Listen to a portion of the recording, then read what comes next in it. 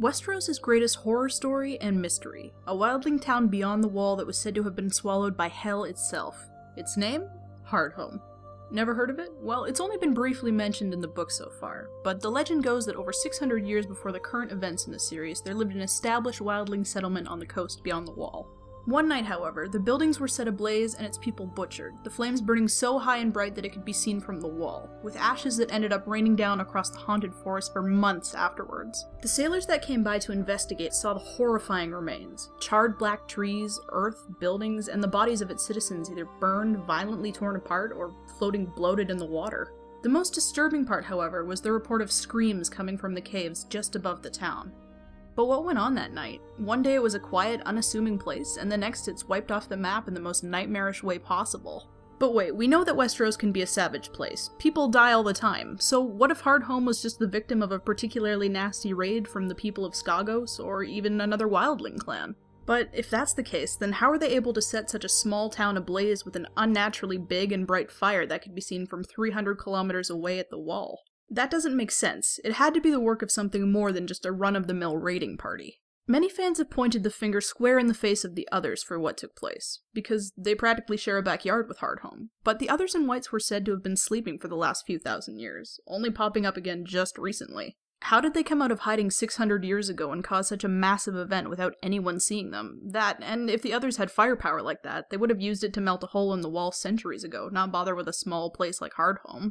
So, maybe we're reading too much into this. It could have just been a natural disaster, right? We know that George R. R. Martin bases many things in the series off of real-life events, and there's one that matches the description of Hardhome's destruction very closely. In 1908, a meteor hurled into the atmosphere above Siberia and broke apart just before impact with the ground, leaving little to no trace of fragments from the rock itself, but causing fiery explosions and even vaporization beneath it.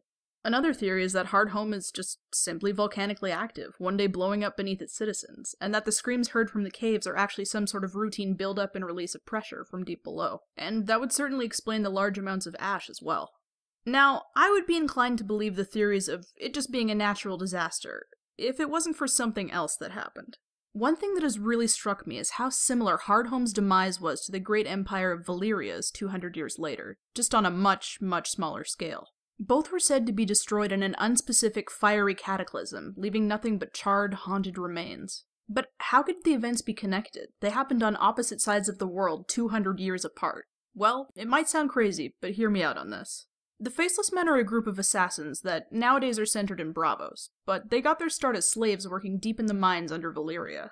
It wouldn't be far-fetched to believe that the Faceless Men wanted revenge on their cruel masters, or that by the rules of their many-faced god, the Valyrians owed back the lives that they stole in their greed when they forced their captives from war into slavery instead of killing them outright. But you have to remember that this is a guild of assassins that always believes in giving a precise death, only striking when they mean to kill and never leaving a trace of their involvement. To take down all of Valyria was no back-alley killing. They needed to make sure that whatever plan they had would work without fail, and keep the knowledge of it somewhere off the radar for the Valyrians. Sound familiar?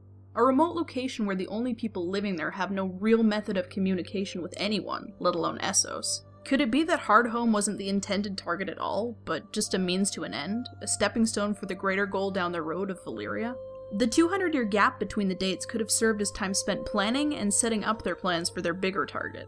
But how did the Faceless Men do this? They're assassins, not pyromancers. What kind of power were they wielding that they could just wipe places clean off the earth like this?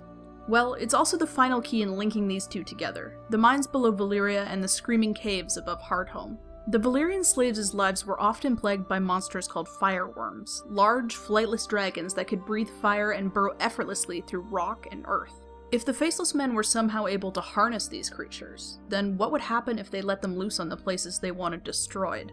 If they sailed up and let a few of the fireworms out at Hardhome and then left them there, then the animals would have gone into shock from the cold temperatures way up north, and burrowed themselves into the warmer ground in desperation. But eventually they would have died from either lack of food or just from exposure. But when they did so, they left behind the caves they produce, and the screaming sounds reported by the sailors could have just been merely the coastal wind producing a shrill echo in the newly carved out caves. Now, when it came to covering up the evidence in Valyria, it was much, much easier. In the unlikely event that anyone ever came around suspicious of scorch marks, it would be easy for them to scapegoat the Valyrians' dragons. There is still one problem, though. If all of this is true, then how did the Faceless Men tame the fireworms? And if they still do, what would be stopping them from unleashing hell like this again on one of Westeros' capitals? Well, I wouldn't read too much into it. After all, it's just a theory, right?